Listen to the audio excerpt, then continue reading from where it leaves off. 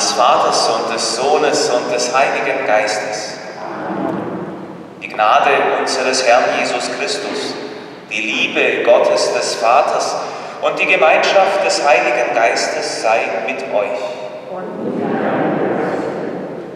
Wir feiern Ostern, den letzten Sonntag dieser Osterzeit, nicht ein müdes Ausklingen von 50 Tagen, sondern die Vollendung im Pfingstfest. Pfingsten ist dabei zunächst nur ein Zahlwort. Es markiert den 50.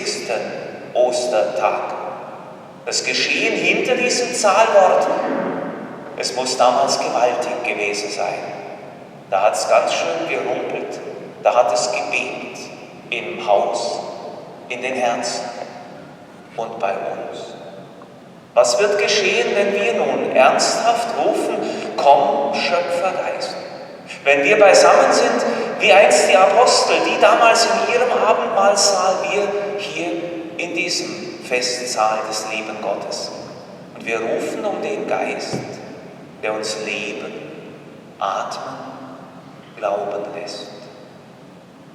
Herr Jesus Christus, du behältst den Geist nicht für dich. Wo wir deinem Geist begegnen, da ist er im Kommen, auch hier und jetzt. Kyrie eleison. Herr, wenn uns dein Geist trifft, dann geschieht Reinigung und Verwandlung. Dann können wir umkehren, neu anfangen mit dir. Christe eleison. Dein Geist liebt und bewirkt die Vielfalt unter uns. Es ist der Geist, der so verschiedene Menschen, wie wir es sind, zu einer Gemeinde zusammenführt. Kyrie eleison. Über uns alle erbarme sich der allmächtige Gott. Er nehme von uns Sünde und Schuld und führe uns ins ewige Leben. Ehre sei Gott in der Höhe.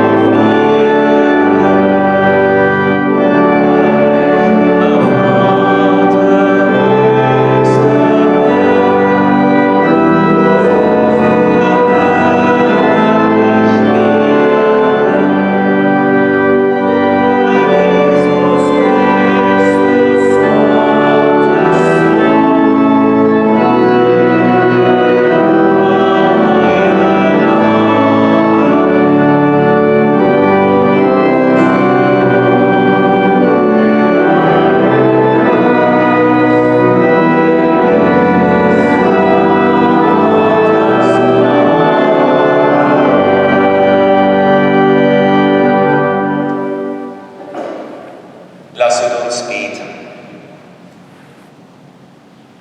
Allmächtiger, ewiger Gott, durch das Geheimnis des heutigen Tages heiligst du deine Kirche in allen Völkern und Nationen. Erfülle die ganze Welt mit den Gaben des Heiligen Geistes. Und was deine Liebe am Anfang der Kirche gewirkt hat, das wirke sie auch heute in den Herzen aller, die an dich glauben. Darum bitten wir durch Jesus Christus, deinen Sohn, unseren Herrn und Gott, der in der Einheit des Heiligen Geistes mit dir lebt und herrscht in Ewigkeit. Amen.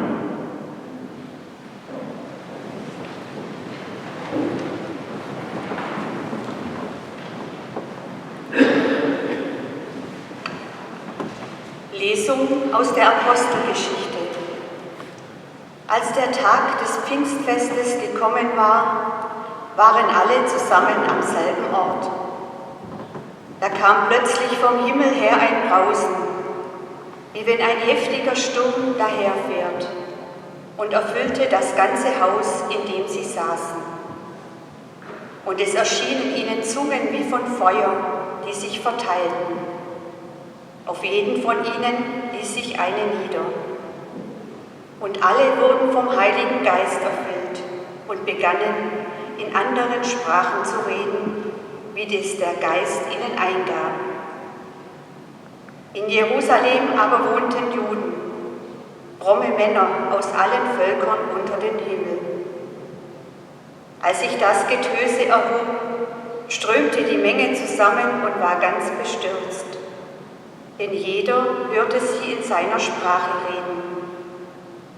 Sie waren fassungslos vor Staunen und sagten: Seht, sind das nicht alles Galiläer, die hier reden? Wieso kann sie jeder von uns in seiner Muttersprache hören? Parther, Meder und Elamiter, Bewohner von Mesopotamien, Judäa und Kappadokien, von Pontus und der Provinz Asien, von Phrygien und Pamphylien, von Ägypten und dem Gebiet Libyens nach Kyrene hin. Auch die Römer, die sich hier aufhalten, Juden und Proselyten, Kreter und Araber. Wir hören sie in unseren Sprachen Gottes große Taten verkünden. Wort des lebendigen Gottes. Amen. sei Dank.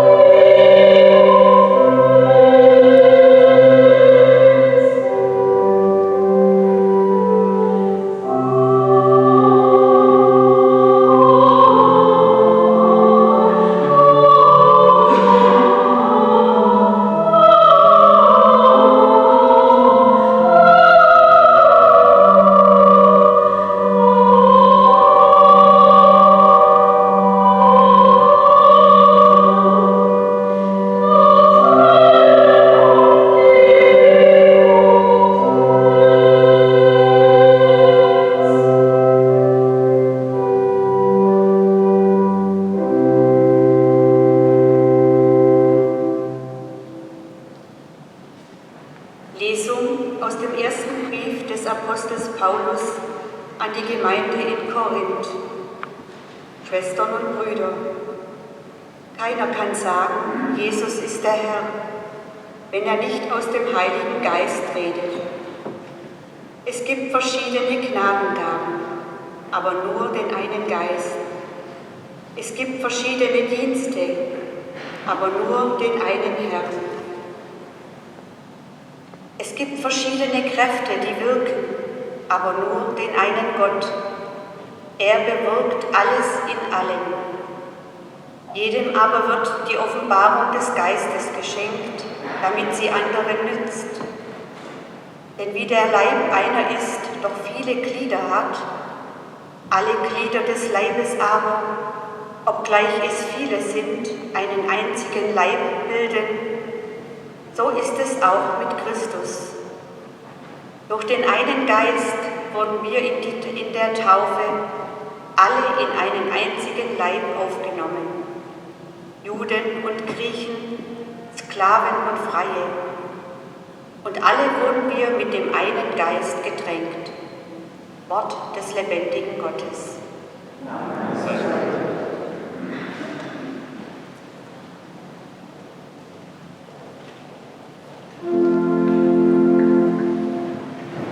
Halleluja, Halleluja, Halleluja.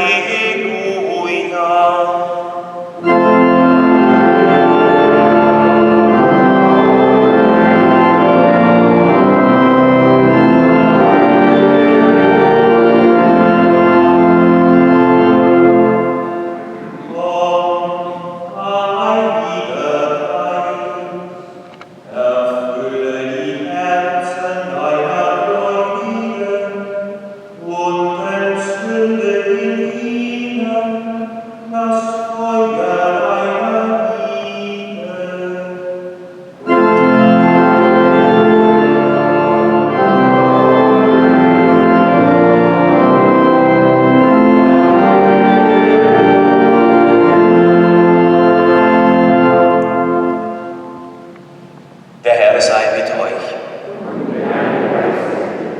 Aus dem heiligen Evangelium nach Johannes.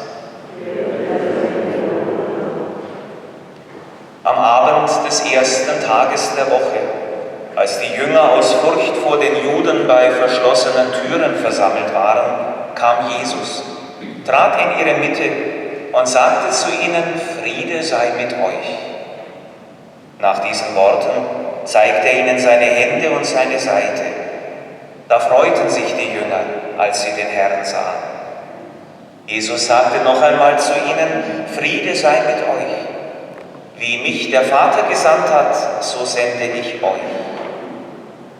Nachdem er das gesagt hatte, hauchte er sie an und sagte zu ihnen: Empfangt den Heiligen Geist. Denen ihr die Sünden erlasst, denen sind sie erlassen. Denen ihr sie behaltet, sind sie behalten. Evangelium unseres Herrn Jesus Christus.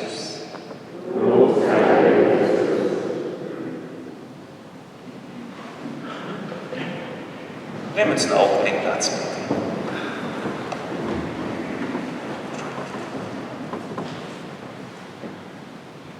Liebe Mitfeiernde an diesem Pfingstfest, liebe Kommunionkinder, Leonie und Hanna, liebe Schwestern und Brüder. Ich hoffe, ich habe kein Kommunionkind übersehen, aber so richtig voll Kinder waren wir schon lange nicht mehr. Pfingsten, das ist Gott in seiner unbegreiflichsten Weise. Und das ist auch gleichzeitig unser Problem.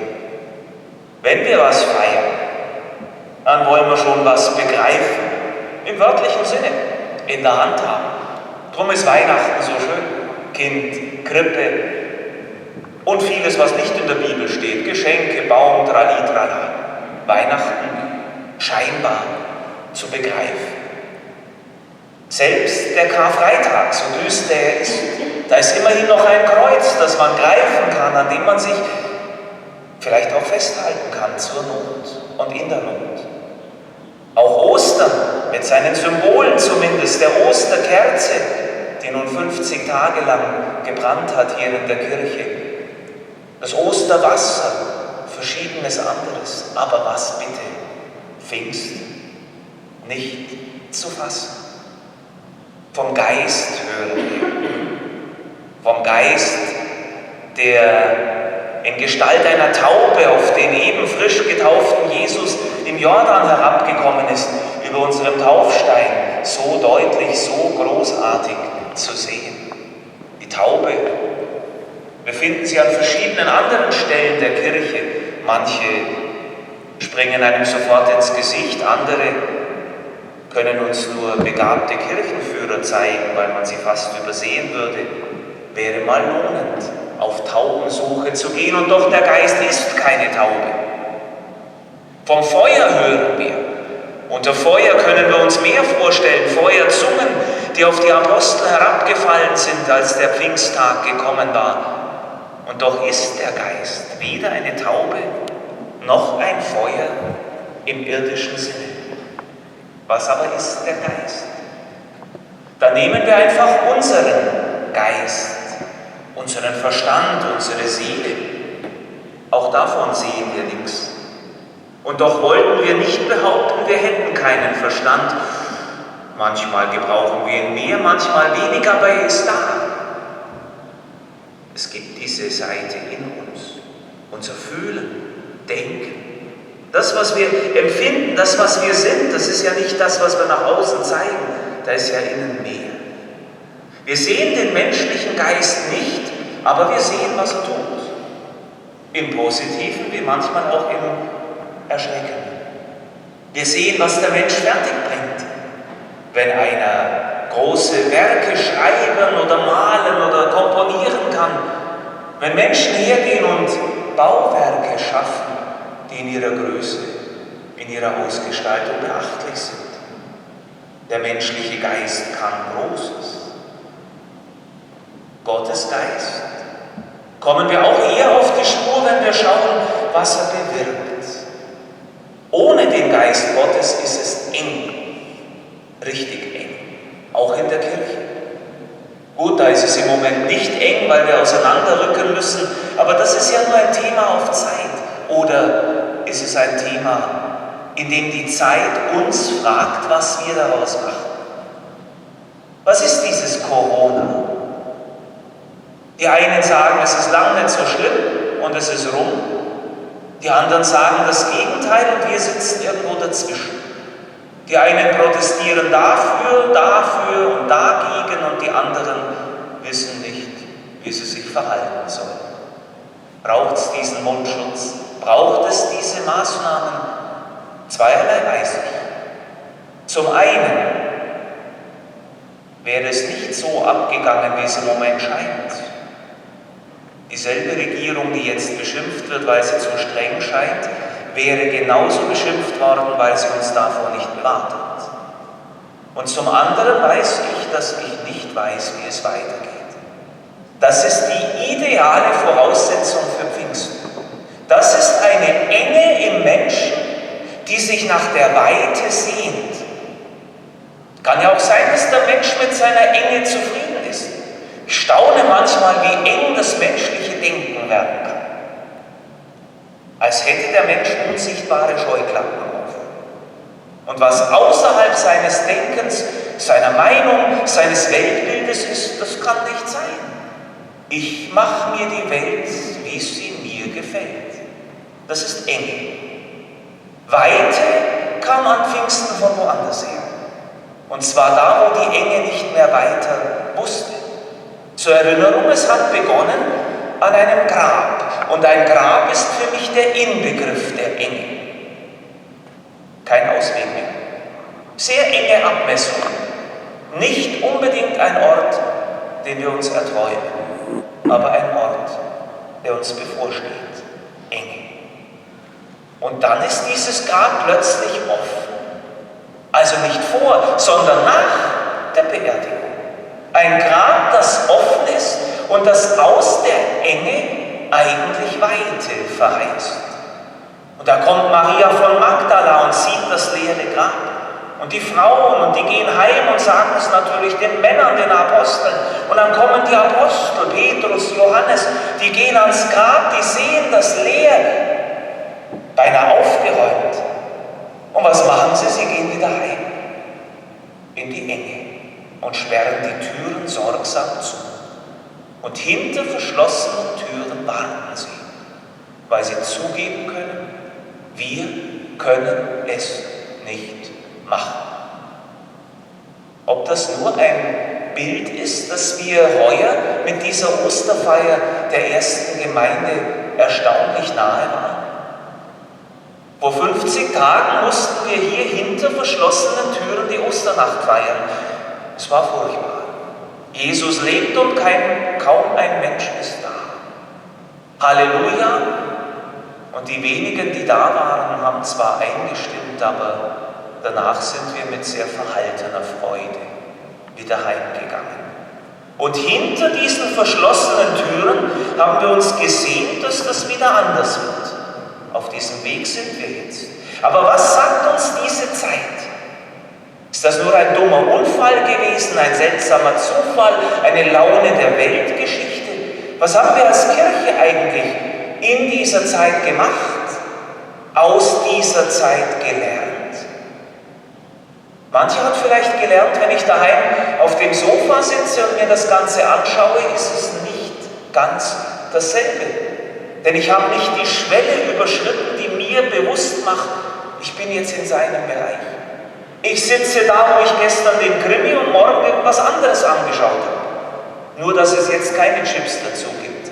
Aber ich sitze da, wo mein Telefon, mein alles den normalen Einfluss über mich hat. Das ist nicht dasselbe. Aber wir als Kirche, wir haben in dieser Zeit von Corona so viele Anordnungen und Anweisungen erhalten wie noch nie zuvor. Und da ging es immer darum, was nicht erlaubt ist, was man alles sterilisieren, abwaschen, sonst wie behandeln muss. Das ist notwendig. Aber ich habe nie gelesen, wie man jetzt die Leute behandeln muss, wie man jetzt den Glauben hinter den verschlossenen Türen pflegen kann, wie man jetzt zusammenholen, zusammenführen könnte, was vielleicht vorher schon nicht mehr ganz beisammen und nicht mehr so richtig weit gewesen ist. Es gibt jetzt welche, die sagen, wir wollen genau da weitermachen, wo wir vorher aufgehört haben. Und es gibt andere, die sagen, es wird ein so wie vorher nachher nicht mehr geben. Und wenn wir ehrlich sind, es war für uns als Kirche vorher auch schon nicht mehr so richtig lebendig. Enge und Weite. Und wenn es richtig eng wird, wenn es den Menschen eng ums Herz wird, eng um die Brust, ich glaube, Atemnot ist das treffendste Bild dafür. Das muss das furchtbarste Gefühl sein, wenn ich nicht mehr schnaufen kann. Wenn ich keine Luft mehr kriege, wenn der Mensch meint, er muss jetzt ersticken. Nimmst du uns den Atem, so sagt ein Psalm, dann schwinden wir hin und kehren zurück zum Staub der Erde. Und in dieser Enge sitzen sie, die Apostel, und warten und beten. Und in diese Enge kommt einer und geht ihnen ans Eingemachte.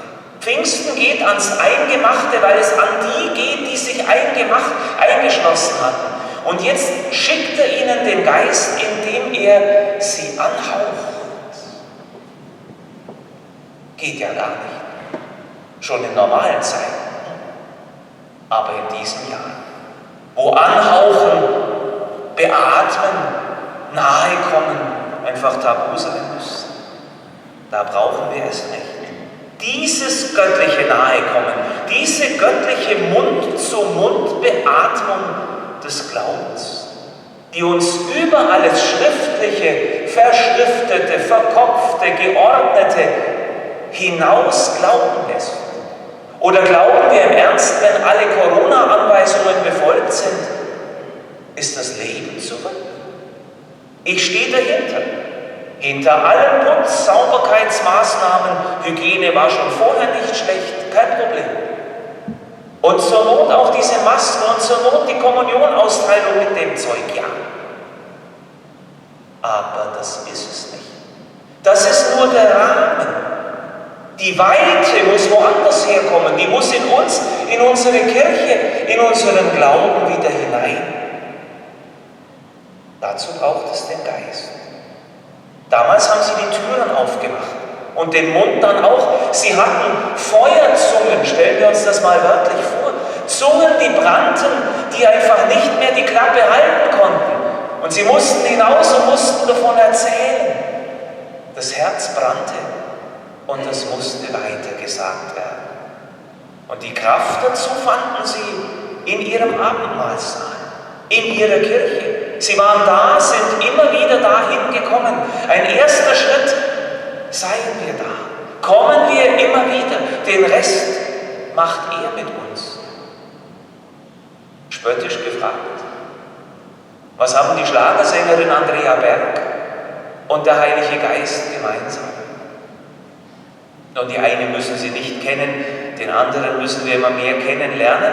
Aber beide bräuchten, die eine in einem Liebeslied und der andere in uns, dringend eine Landebahn, damit sie landen können, damit der Geist bei uns landen kann und diese Weite endlich beginnt, die uns so fehlt. Vielleicht merken wir es manchmal nicht, wo wir selber auch enger werden. Da hat mich unser Mesner lesen lassen, wie ihm Pfarrer Heribert Liedl auf seinen Ostergruß geantwortet hat. Viele von Ihnen kennen ihn wohl noch.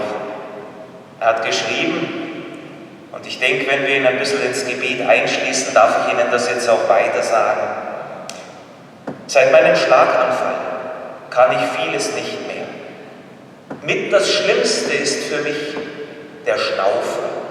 Man braucht ihn doch Tag und Nacht und natürlich auch zum Singen, vor allem zu einem richtig kraftvollen Halleluja. Es geht nicht um wie vorher. Es geht nicht um den Geist von früher, wo auch nicht alles besser war. Es geht um den Schnaufer, um den Atem, um die Weite des Geistes und die wünsche ich euch. Auch wenn es gefährlich sein kann zu sagen, komm, Schöpfergeist. Wenn er wirklich kommt, dann macht er mit uns, was Gott will. Darf er das? Hoffentlich. Amen.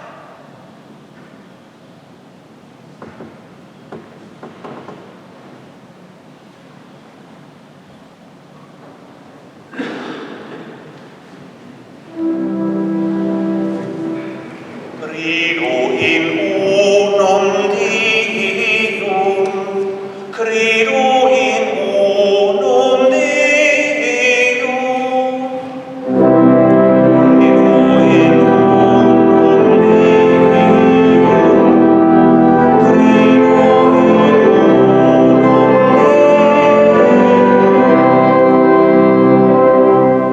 Wir glauben an den einen Gott, den Vater, den Allmächtigen, der alles geschaffen hat, Himmel und Erde, die sichtbare und die unsichtbare Welt. In unum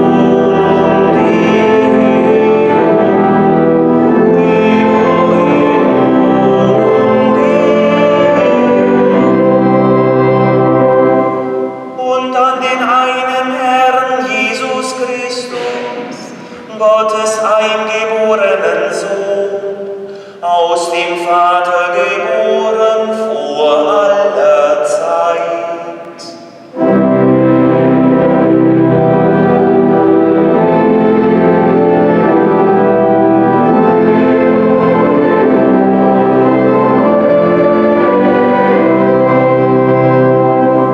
Gott von Gott, Licht vom Licht, wahrer Gott vom wahren Gott, gezeugt, nicht geschaffen, eines Wesens mit dem Vater, durch ihn ist alles geschaffen.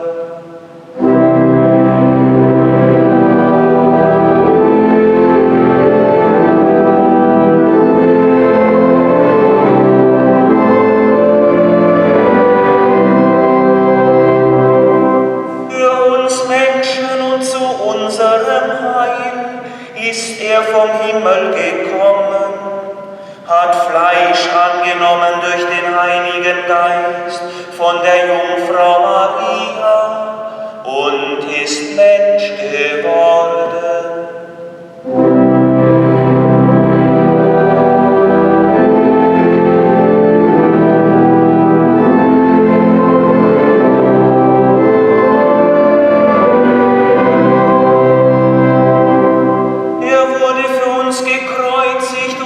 Pontius Pilatus, hat gelitten und ist begraben worden, ist am 3. Tage auferstanden nach der Schrift und aufgefahren in den Himmel.